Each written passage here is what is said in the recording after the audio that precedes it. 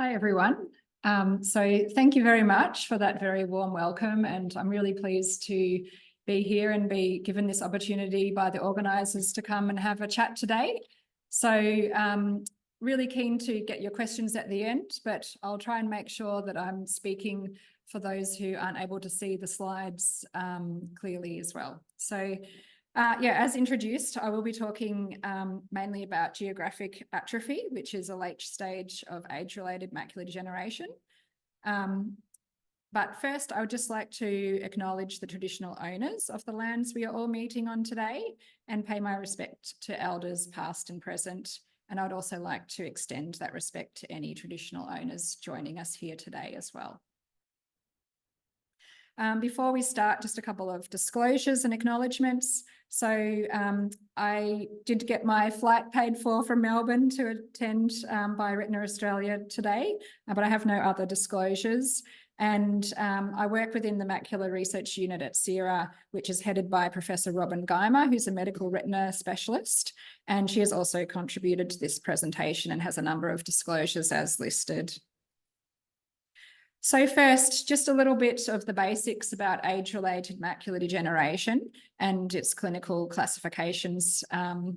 So we know that late-stage age-related macular degeneration, or I'll call it AMD for short, causes central vision loss.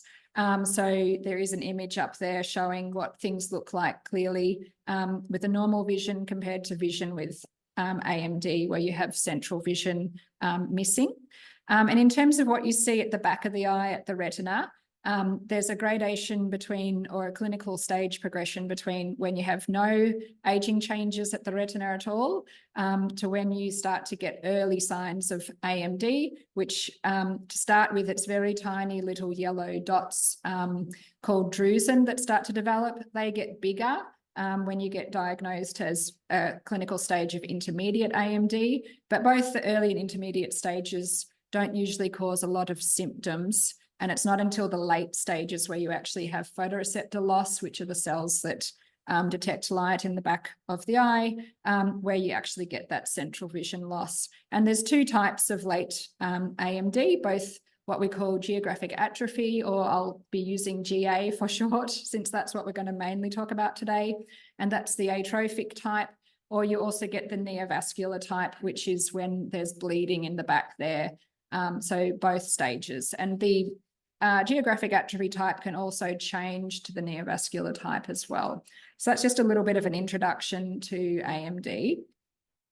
And I'll be focusing on the GA dry type today. So although AMD is a leading cause of vision loss, affecting about 1 in 7 people over 50, historically there has been quite limited treatment options to slow the vision loss. So neovascular AMD had first intravitreal anti-VEGF treatments approved way back in 2004 in the US to start with, and then followed through in Australia. And so those treatments have been available now for 20 years. But geographic atrophy, the other late stage, has not had a treatment at all until the first ones were approved in the US last year, which is not actually approved yet in Australia, but we'll be talking a bit more about that today. And in early and intermediate AMD, there's no treatment available currently to prevent people from progressing to the late stages, either neovascular or atrophic disease. So today we're going to be talking about the emerging treatments for geographic atrophy, or GA. So in February last year in the US, the FDA approved pegcetacoplan, or also called Syfovre, as the first treatment to slow down the progression of GA. And 6 months later in August, they also approved another drug, avacincaptad pegol, as another approach. So these companies will also be applying in other jurisdictions, including Australia. And the update on that at the moment is that in Europe, it's still under evaluation. And in Australia, there hasn't been any announcement yet about either medicine by our regulating system, which is the Therapeutic Goods Administration. So we're waiting eagerly to hear what's going to happen there. And we're going to talk about all this in a bit more detail. There's also several other novel interventions currently in late-stage clinical trials for GA. So what are these new emerging treatments doing? So the most common pathway that's being looked at is the complement pathway and trying to suppress inflammation. So the complement pathway is a group of proteins that are helping the immune system to work. And I do have an image up there of the roundabouts of that system. But essentially, there's strong evidence that are implicating overactivity of the complement pathway in how AMD develops. And hence, there's many trials for GA now that are targeting potential treatments that work on trying to inhibit the complement pathway, so reduce that overactivity that's known. And the most common point of targeting that is by what we call the C3 and C5 inhibition, which we'll talk about in terms of the medications. So we're going to go through some of the clinical trial data firstly that's resulted in the approval of these medications in the US. So firstly, the pegcetacoplan, there was 2 trials called the OAKS and the Derby trials, and these are what's called phase 3 trials, which is the later stage clinical trial development. So there was over 1,200 participants with GA across 200 sites internationally that looked at this pegcetacoplan intervention. And this is an anti-C3 intervention, and it's using intravitreal injections, either monthly or every other month. So that's injections into the eye itself to try and reduce the growth of the atrophic lesions. So there is an image here that's trying to point out that the macula is quite a large area at the back of the eye in the retina, and the fovea, what we call the fovea, is the very center of the macula, which has the absolute finest vision, responsible for our absolute central vision. So, and you can see there's black areas in there, in that image, that are indicating the areas where the photoreceptors are lost, or we call it atrophic area. And so that's where there's no vision. So these studies were looking at the 12 and the 24-month change in the total area of these GA lesions to see if the drug was able to slow down the growth of the lesions. And this trials also looked at a sub-analysis of the lesion area change away from the fovea as well. So this is called extrafoveal lesions compared to lesions which are under the fovea called subfoveal lesions. And as I mentioned, the fovea is that very central part of the macula. And the trial has also been extended out to 60 plus months ongoing, but we'll show you the 12 and 24 months data now. So for the OAKS study, this is the 12-month lesion area data in graph format here.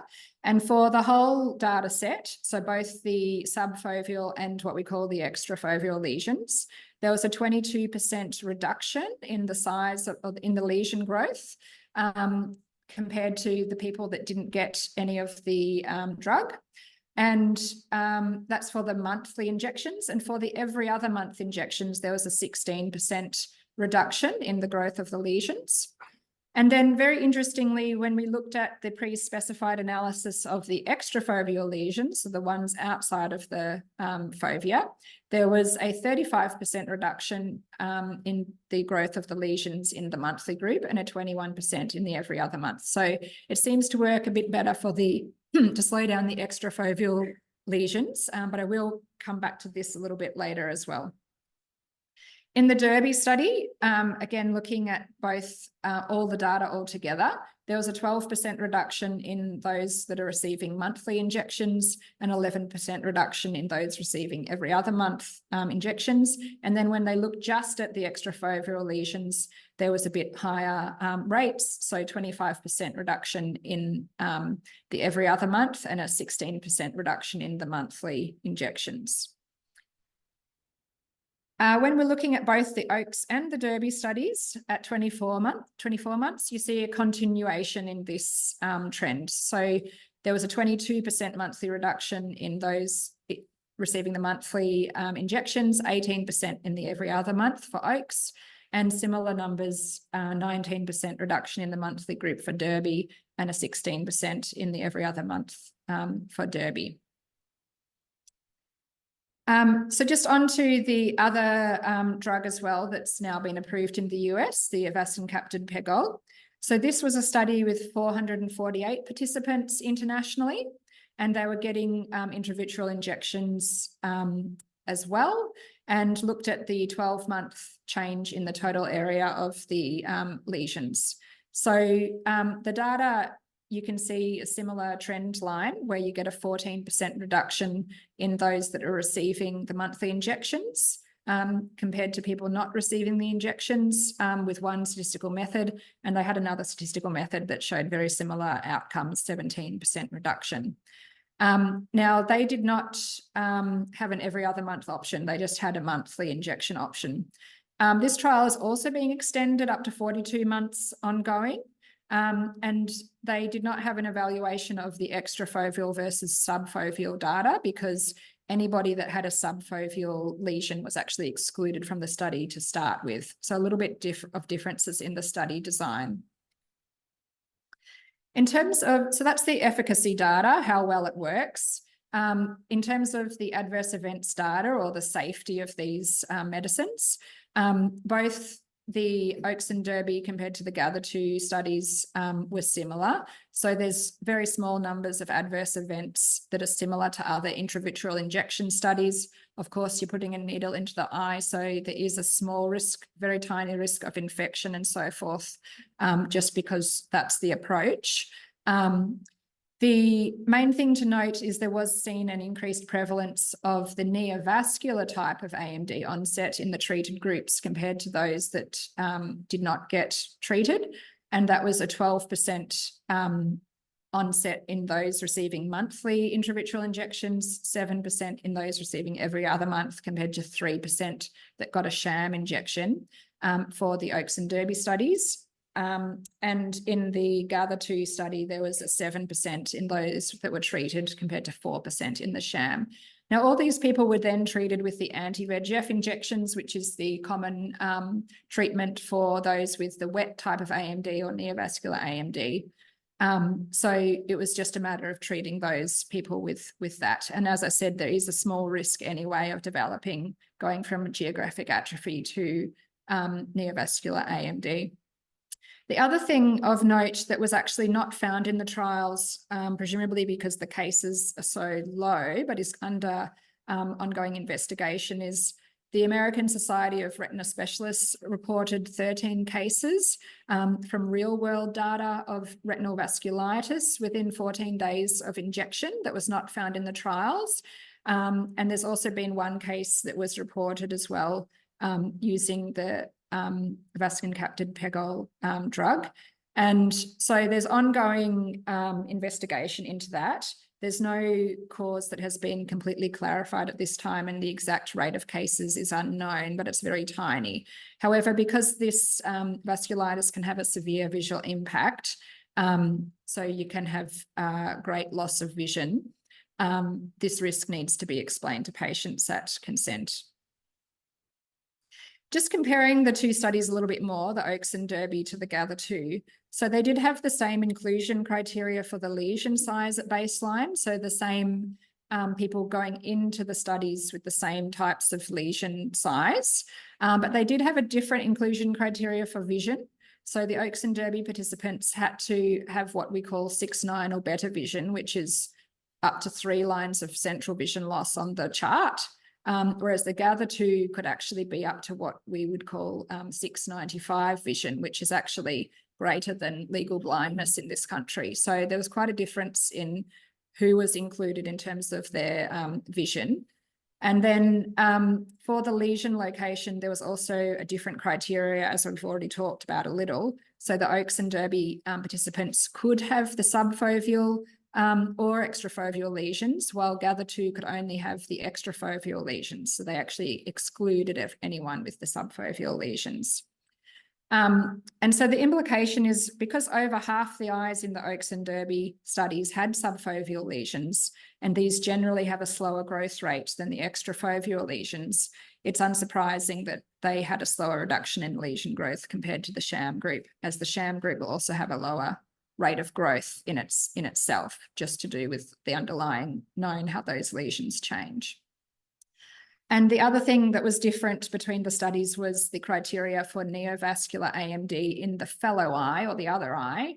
So the Oaks and Derby studies did allow people with neovascular AMD in their fellow eye to be enrolled, and the GATHER2 did not. So this means that the risk of neovascular AMD development is different between the studies, because it's known that people with neovascular AMD in the fellow eye are at higher risk of developing neovascular AMD in their other eye already. So just the key messages on this. So the monthly or every other month injections of both of these medications have been shown to decrease the rate of GA lesion growth, especially for extrafoveal lesions. Overall, the medicines are generally well tolerated. However, there was an increased rate of neovascular AMD, which can be managed, and there are ongoing investigations into post-study reports of retinal vasculitis, which is in very small numbers, and we still need to understand more. It's important for patients to note that there was no noticeable day-to-day effects of visual function, and that patients won't notice an improvement in vision when you get these injections, which is quite different to the neovascular AMD, where you do get this improvement in your vision after you receive the injection. So I'll talk a little bit more in a moment about what this means in terms of clinical management, but it's just important to understand that. And of course, there's ongoing clinical trials to assess the longer-term safety and efficacy of the medications for longer periods of time. So just to recap the regulatory side, so the regulatory approvals for these were obtained in 2023 in the US. Both the European Medicines Authority and the Therapeutic Goods Administration in Australia are still considering their decisions, so it's not currently available in Australia. I'd just like to very briefly touch upon other emerging interventions in advanced stage clinical trials for GA. So this is a table I've got up here that was published in Retina Today in November. And basically it's just to indicate there's a lot of studies happening in late stage clinical trials. And there's also a range of targets and delivery methods that are being looked at, including oral, subcutaneous, so under the skin, or also one-off subretinal approaches, meaning under the retina. However, most are still targeting this complement pathway that we talked about at the start. I'm just going to very quickly touch on two of those to give you a flavour. So the beauty of potential subcutaneous injections is there's potential for self-administration, so not having to go into the ophthalmologist's office every month to get your eye injection. So this one is under the Golden Phase 2 trial, which is looking at an inhibitor of complement factor B targeting the liver, because the liver is responsible for the production of that complement factor. It would be able to provide simultaneous treatment for bilateral GA, so you wouldn't have to get injections in both eyes, you just need an injection under the skin. It has over 300 participants and they get their subcutaneous injections every 4 weeks. This is still under trial, meant to be finished this year. So there's no regulatory approvals for this at the moment. The other one to highlight is gene and cell therapies, which have a potential for a once-off treatment. So none of this every month having to do anything. You get one treatment once, and then that's it. So the thing with this is it does require a subretinal injection, which means under the retina. So you need a vitreoretinal surgeon and an operating theatre, but then you only need that once. So what are these for? So gene therapies are to modify a gene that's not functioning properly. And it's basically bringing in a viral vector to bring in a healthy copy of the gene to act on this complement pathway, for example. Cell-based therapies are aimed at replacing the retinal pigment epithelium, which is an important layer below the retina known to be affected in AMD. And this can be applied as a suspension or otherwise on sheets or a scaffold. And it can also, it's made using stem cell technology, either human embryonic stem cells or otherwise induced pluripotent stem cells. And these are, of course, talks in their own right with a lot of detail about how all this works. But just to give you a flavour, the trials for this is due for completion in 2029. There is later stage trials happening internationally, but at the moment there's no regulatory approval anywhere. So a little bit on how to get involved in clinical trials if you're interested. Firstly, why? Why would we do this? So I guess advantages are the potential to receive a successful intervention, knowledge that you're contributing to the finding of interventions or improving the understanding of eye disease, and also access to a cutting-edge research team with regular reports sent back to your primary eye care practitioner. However, the points to keep in mind, because trials aren't for everyone, the randomised nature of trials mean that you don't know and your treating researchers don't know because it's masked if you're in a group receiving interventions or not. So you have to be prepared that you might not be getting the intervention. And often the way a lot of clinical trials are at the moment, and again, there may be sort of changes in this, is that at the moment you have to usually get into a central location such as an eye hospital regularly, which involves regular travel. At the Centre for Eye Research Australia, there's currently 13 trials on offer for AMD, and I've sort of just listed them all there. The trials are for all stages of AMD, and sometimes the participation just involves a one-off research visit up to interventional studies requiring 2 or 3 years of visits. But clinical care is always maintained with your referring practitioner, and letters are sent back. You can directly register your interest for a trial on our website. So there's a big button there saying register your interest when you go out, and it just takes you through a guided process of filling in an online form.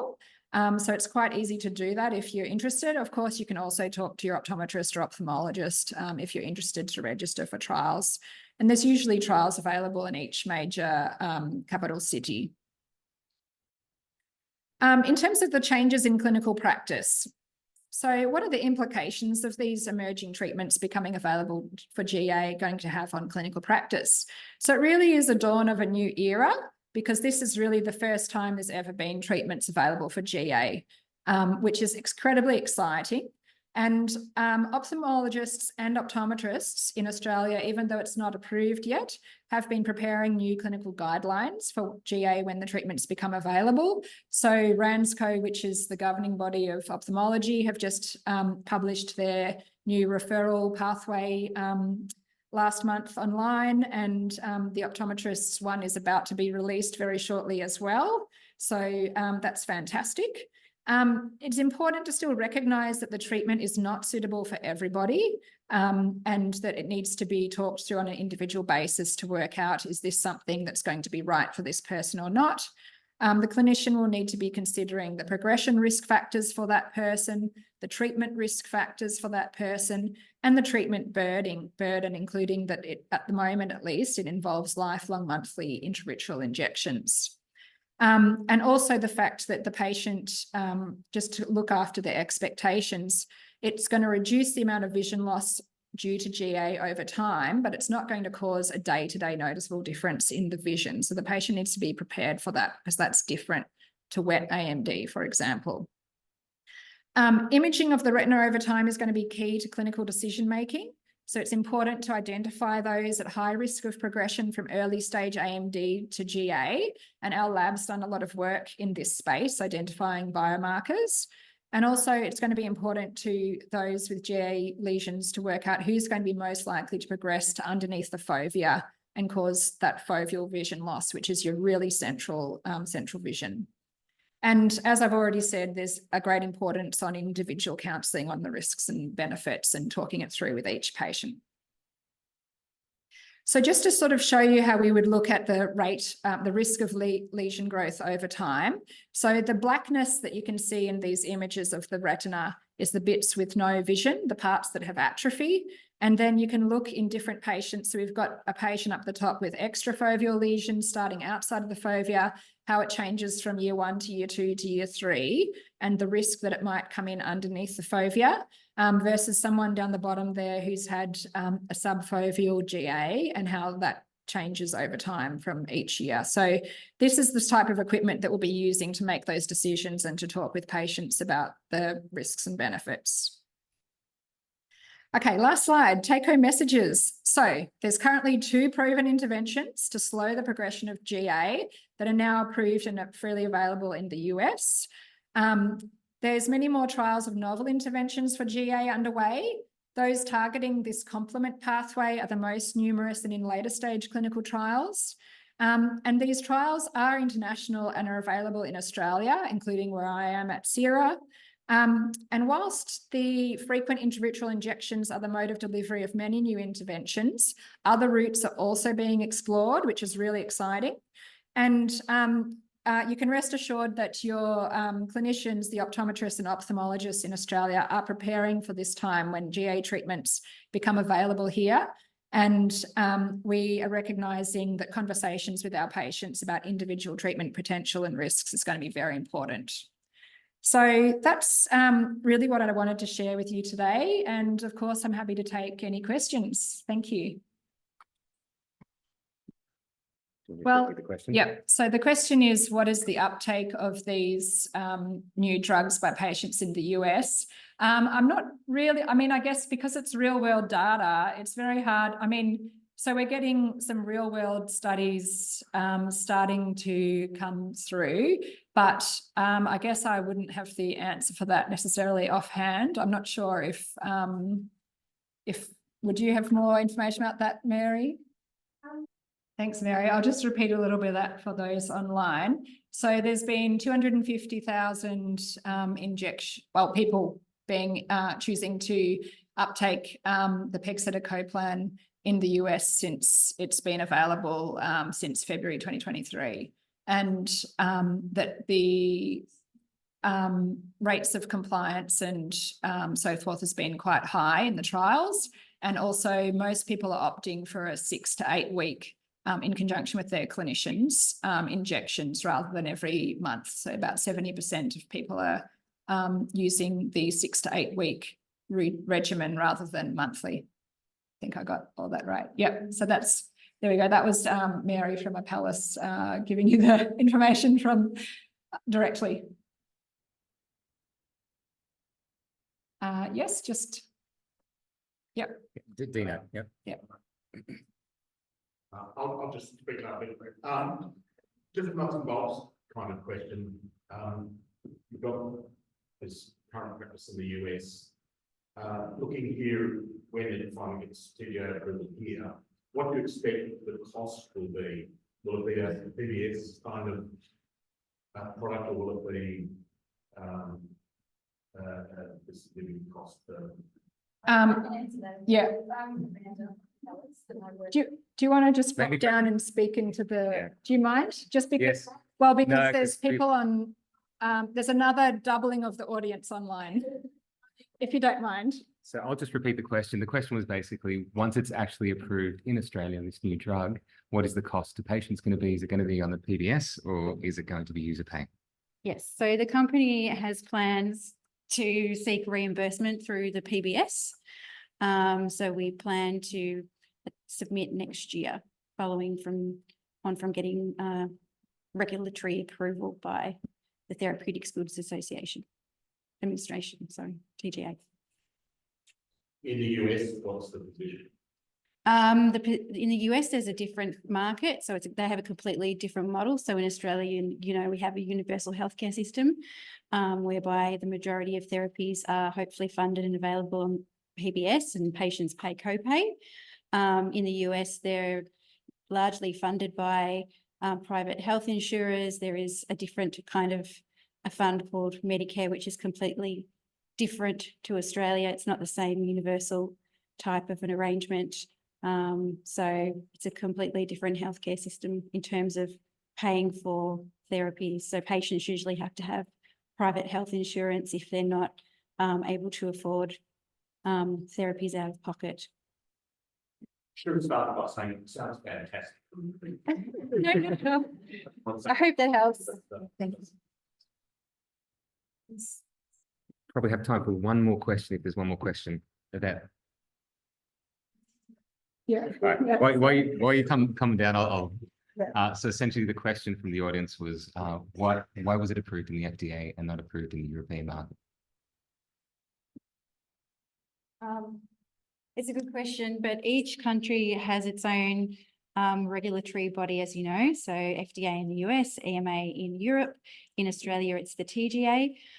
These countries do conduct their regulatory evaluation of the submission in different ways. They are independent, but they do look to what's happening in the rest of the world. So, for example, Australia will be keen, the Department of Health in Australia will be very interested in what's happening in Europe, but they operate completely independently, make their own decisions as to whether or not a product, they consider a product to be efficacious, safe, and they also look at quality as well from a regulatory perspective.